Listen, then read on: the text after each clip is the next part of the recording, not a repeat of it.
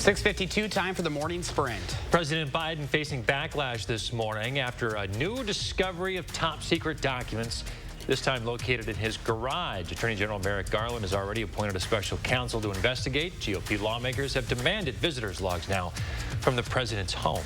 Last night, a memorial was held in memory of Badger Ridge Middle School principal Beth Steffen. She was killed while walking her dog 2 weeks ago by a car. When she taught in Beloit, a student had gone to prison, so Steffen went to visit the student with books and learning materials. You can learn more about her impact to her students and fellow faculty on our website. A small community in Maine celebrating after a gas station in the town of Lebanon sold the $1 billion Mega Millions ticket.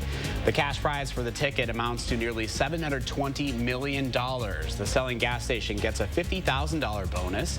The current Mega Millions jackpot has toppled down to just $20 million. Last week, 4 dogs were stolen from a shelter in Michigan. Then an anonymous donor gave the shelter $500,000 to beef up security. Make a Difference Rescue is currently home to 45 dogs. The owners also report that the 4 stolen dogs have been found safe. And this donation goes a long way to their $1 million goal for a new dream shelter. Gun enthusiasts flocked the Belleville, Illinois gun show this weekend. This despite a ban on semi-automatic weapons passed last week. The law is in response to the Highland Park shooting at an Independence Day parade last year. Attendees at the show called the ban unconstitutional. 8 states, including the District of Columbia, have already enacted similar bans. The New York City mayor is in El Paso, calling for the migrant surge. Calling it a national crisis. He's in El Paso trying to gain insight on the influx of asylum seekers. Since last spring, nearly 40,000 asylum seekers have arrived in New York City. The latest numbers for New York: 400 migrants are arriving every day. 835 people arrived in one day last week. A sculpture commemorating Dr. Martin Luther King Jr. and his wife unveiled in Boston. The event was hosted by the organization Embrace Boston. They seek to dismantle systemic racism through art. The monument is based on the photo of Dr. King and his wife after he learned of winning the Nobel Peace Prize in 1964. An Alabama basketball player in custody after a shooting. Police say Michael Davis, a University of Alabama player, and Darius Miles were arrested after a woman was shot. Police say the woman was shot after a gunfight that came from 2 cars.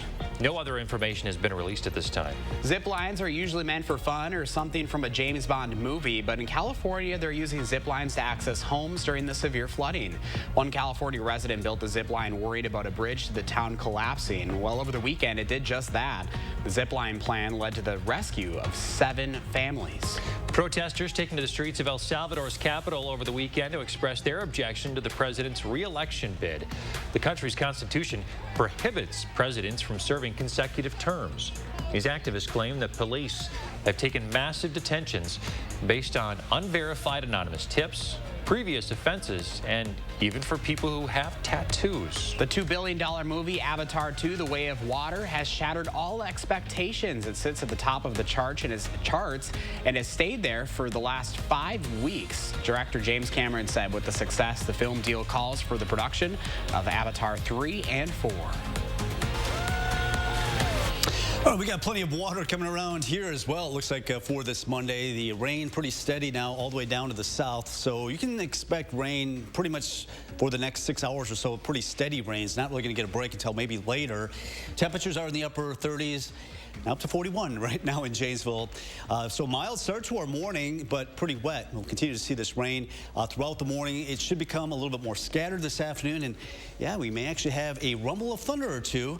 We'll be breezy with that southeast wind up to around 10 to 20 miles per hour. So 46 today with rain pretty steady this morning, a little bit more scattered this afternoon into the evening, maybe a rumble of thunder.